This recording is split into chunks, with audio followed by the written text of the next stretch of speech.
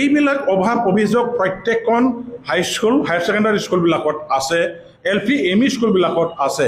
আৰু এইবিলাক আমাৰ মানে শিক্ষকৰ অভাৱ, ইয়াৰ ফলতে ছাত্ৰ ছাত্ৰীসকলে উচিত শিক্ষা লাভ কৰাৰ পৰা বঞ্চিত হৈছে।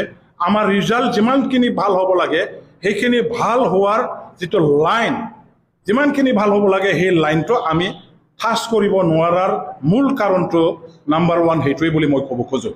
কাৰণ স্কুলত যদি শিক্ষকে যদি নাথাকে কোনে শিকাব, কোনে পাঠদান কৰিব? শিক্ষকসকলে সেই ছাত্ৰসকলক মানুহ বনাব লাগিব। অন্ধ মানুহক আজি চকু দি পৃথিৱীখন চাব পৰা ধৰণৰ এই পবিত্ৰ কামটো শিক্ষকসকলেহে কৰে।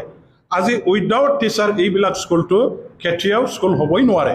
গতিকে এইবিলাক আমাৰ শ্বৰ্টেজটো, এইবিলাক আমাৰ শিক্ষকৰ অভাৱটো পূৰণ কৰিবৰ কাৰণে GT PGTৰ আমাৰ ইণ্টাৰভিউৰ প্ৰক্ৰিয়া ইতিমধ্যে আৰম্ভ হৈছে।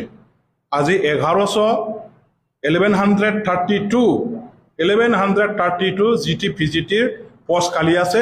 এই পোষ্ট খালীবিলাক পূৰণ কৰিবৰ কাৰণে এটা ফাইল মুভমেণ্ট কৰা হৈছিল আৰু এই ফাইলত ইতিমধ্যে মই এপ্ৰুভাল দি ডাইৰেক্টৰ অফিচলৈকে এডভাৰটাইজমেণ্ট দিবৰ কাৰণে পঠিয়াই দিয়া হ'ল। আৰু ইণ্টাৰভিউ পাতাৰ পাছত এটা চিলেকশ্যন প্ৰক্ৰিয়া আৰম্ভ হ'ব। মেৰিট আমাৰ যিসকল কেণ্ডিডেট আছে এখেতসকলক এপইণ্টমেণ্ট দিয়াৰ ব্যৱস্থা কৰা হ'ব। এইখিনি এপইণ্টমেণ্ট দিয়াৰ পিছত মই ভাবোঁ PTC অঞ্চলৰ হাইস্কুল আৰু হায়াৰ ছেকেণ্ডাৰী স্কুলবিলাকত মানে দেখা দিয়া যিখিনি অভাৱ শিক্ষকসকলৰ এইটো নাইকিয়া হ'ব আৰু ছাত্ৰ ছাত্ৰীসকলে উচিত শিক্ষা গ্ৰহণ কৰিবৰ কাৰণে এইখিনি সুবিধাখিনি পাব। গতিকে এইখিনি কৰা হ'ল। এতিয়া আকৌ আমি সকলোৱে জানো যে যদি মানে কি কয় শৈক্ষিক দিশত যদি কাম কৰিব বিচাৰে, এজন শিক্ষক হিচাপে যদি কাম কৰিব বিচাৰে, তেনেহ'লে হাইস্কুল হায়াৰ ছেকেণ্ডাৰী কলেজবিলাকত গ'লে আপুনি BEdটো লাগিবই। BEd, এতিয়া BEd কলেজ আমাৰ বহুত অভাৱ আছে।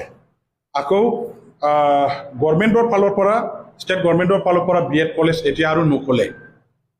আমি ইয়াৰ কাৰণে BTC অঞ্চলত দেখা দিয়া যিটো BEd কলেজৰ অভাৱ, BEd পঢ়িব পৰা ছাত্ৰ ছাত্ৰীসকলৰ যিটো আকাংক্ষা, অনুষ্ঠান নথকাৰ কাৰণে আজি তাৰিলৈকে যে পঢ়িব পৰা নাই, আৰু সেইটো পঢ়িব নোৱাৰিলে, সেইটো কোৱালিফিকেশ্যন নাথাকিলে আপুনি টিচাৰ হ'ব নোৱাৰে যিহেতু, আৰু টিচাৰটো হ'বই লাগিব।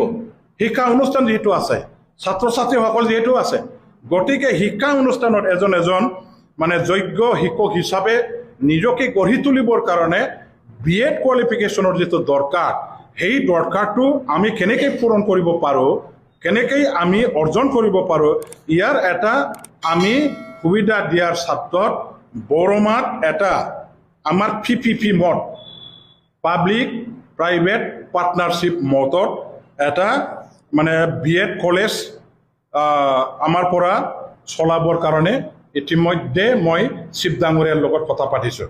যোৱাকালি মাননীয় হাগ্ৰামা মহিলাৰী ডাঙৰীয়াৰ লগত মই কথা পাতিলোঁ আৰু তেখেতে সন্মতি প্ৰকাশ কৰিছে।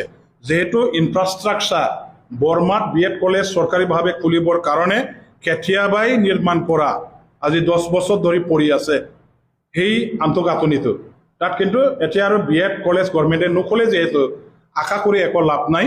আমি আমাৰ ছাত্ৰ ছাত্ৰীসকলৰ বৃহত্তৰ ছাত্ৰ তেওঁলোকৰ আশা আকাংক্ষা পূৰণ কৰাৰ স্বাৰ্থতে বৰমাত থকা BEd কলেজ য'ত ৰেডিমেড ইনফ্ৰাষ্ট্ৰাকচাৰ আছে তাতে PPP মডত এই BEd কলেজখন চলাবৰ কাৰণে ইতিমধ্যে আমি মানে প্ৰায় আলোচনাটো আমি ফাইনেল কৰিছোঁ।